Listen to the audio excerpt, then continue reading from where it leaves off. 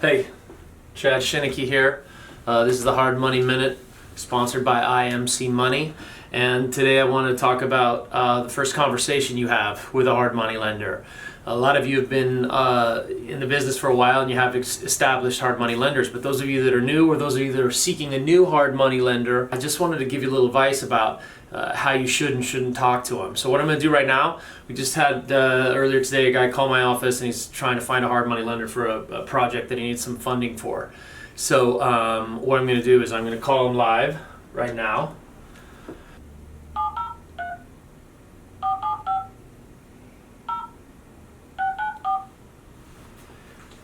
There we go. All right. Anthony, hey, it's Chad with IMC Money returning your phone call. How are you today? Good, how are you? Very well indeed, thank you. You had some questions. I thought maybe I would chat with you and find out if I could answer any for you. Awesome, thanks. So like I said, my mom and I did visit the bus tour and we were just moving on a property with questioning about the house.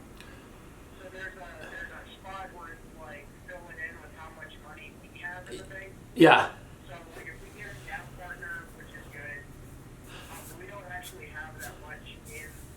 Okay, so your question right now is on the application when you're filling it out, when you get down to the section about your funds versus gap funds. So it's really important that you inform us or whoever you're going to deal with whether or not the money you're using is your money or it's a partner's money or a gap funder's money. So if you're using your own money, then just make sure you put that in the application part. If you're using someone else's money, there's a section there for gap funds and you can put the gap funds in there. Just so you know, I can only loan up to 80% of the purchase price and 80% of the rehab if you're using gap funds. But if you're using your own money, I can go up to 90% of the purchase price and 90% of the rehab.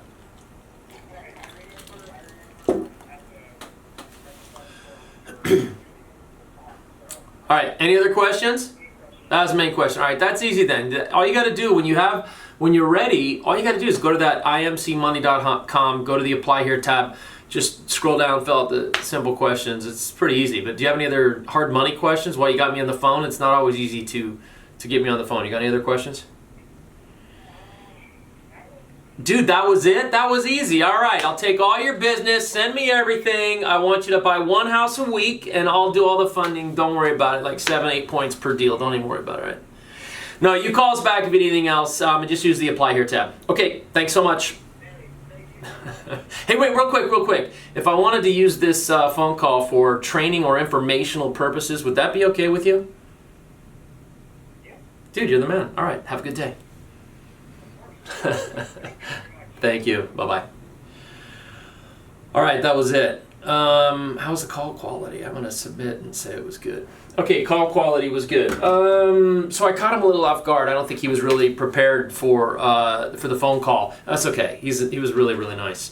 He didn't have any questions. When he called earlier days, I've got questions. I'm looking at doing all these deals. So I called him back and I think I caught him off guard. That's okay.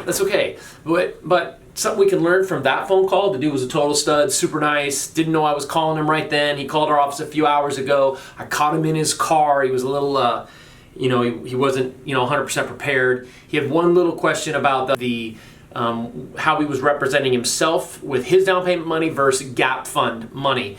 And so let's answer his question real quick. So on how we do it at IMC, now every hard money lender is different. It doesn't matter where you go, doesn't matter who you talk to. Every single one's different. They have different rules, different guidelines, different whatever. So every hard money lender is different. How we do it here, I need to know.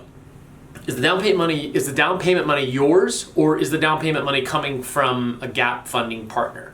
And don't ask me about gap funds right now. If you don't know that, go read up on gap funds or look up my video on that.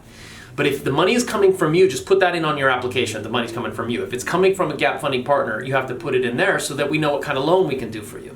If you're using your own funds, I can loan you 90% of your purchase price and 90% of your rehab. But if you're using somebody else's money, I can only loan you 80% of the purchase and 80% of the rehab. Okay, so what did he do wrong? Nothing. He didn't do anything wrong. He was fine. What could he have done better? A lot.